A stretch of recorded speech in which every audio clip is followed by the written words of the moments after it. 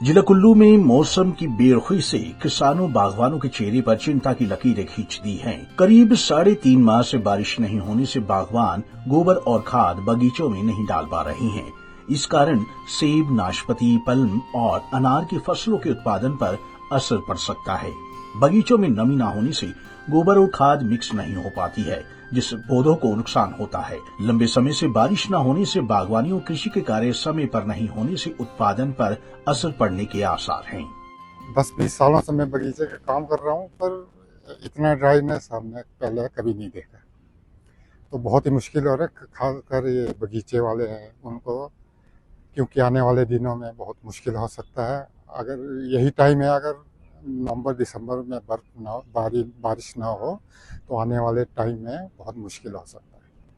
तो उम्मीद जता रहे हैं हम, शायद इस महीने हो बर्फबारी। तो खासकर ये चोटियां हैं, ये सफ़ेद नज़र आती थी इस महीने, पर इस बार बिल्कुल सूखे पड़े हैं। तो ये भी काम रुका हुआ, तौलिए बनाने थे, खाद डालना था, तो ड्राइनेस में तो खाद वगैरह बिल्कुल नहीं डाल सकते जब तक नमी ना हो। इसमें नमी बहुत ज़रूरी है इसके लिए, पेड़ पौधों के लिए। बागवानी विभाग के विषय विशेषज्ञ उत्तम पराशर बताते हैं कि बारिश न होने से बागवानी के कार्य प्रभावित हो रहे हैं। जल्द बारिश नहीं होती है तो इसका असर फसल पर पड़ सकता है। ये बहुत कोई लगभग जो है 3 महीने से भी ऊपर का ड्राई स्पेल है।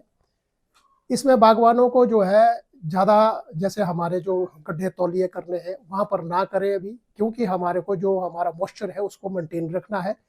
खाद वगैरह इत्यादि ना भी दे, प्रूनिंग भी वहीं करे जहाँ पर पूर्ण रूप से जो है पतझड़ हो गया है। जब हमारा पौधा सुप्तावस्था में आता है तो हमारे को काट छांट जो है उसी के बाद करनी है।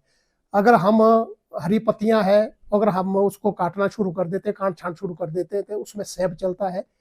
जो हमारा मौसम इस वक्त चला हुआ है वो खुश्क है, इसमें बहुत सी बीमारियां चलती है और उस पर कंटेमिनेशन हो जाता है और बीमारियां अपना जो है रूप धारण कर लेती है। उसमें कैंकर है, कोई और अन्य बीमारियां भी जो है उस पौधों में आ जाती है, जिससे हमारी बागवानी को बहुत ज़्यादा नुकसान होता है। कहता है कि हमें प्रूनिंग जो है वो काट छांट में जो है वो हमें जल्दी नहीं करनी चाहिए, जब तक हमारे जो पत्ते जो है पूर्ण रूप से झड़ ना जाए। जब हमारा पौधा जो है वो सुप्तावस्था में आ जाए, उसको बोलते हैं हम डोर्मेसी में आ जाए, उसके बाद जो है हमें काट छांट करनी चाहिए। काट छांट के बाद जो है उसमें पेंट जो भी होता है वो हमें करना चाहिए। वो बागवानी विभाग के जो हमारी सलाह है, सिफारिशें हैं, उसके अनुसार करना चाहिए।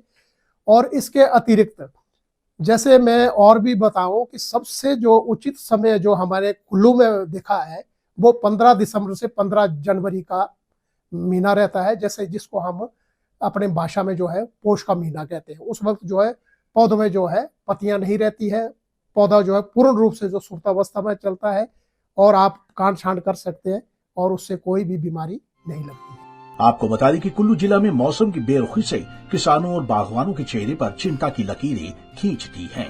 करीब 3.5 माह से बारिश न होने से बागवान गोबर और खाद बगीचों में नहीं डाल पा रहे हैं। इस कारण सेब, नाशपाती, पल्म और अनार की फसलों के उत्पादन पर असर पड़ सकता है। पंजाब केसरी टीवी के लिए कुल्लू से मनमिंदर अरोड़ा की रिपोर्ट।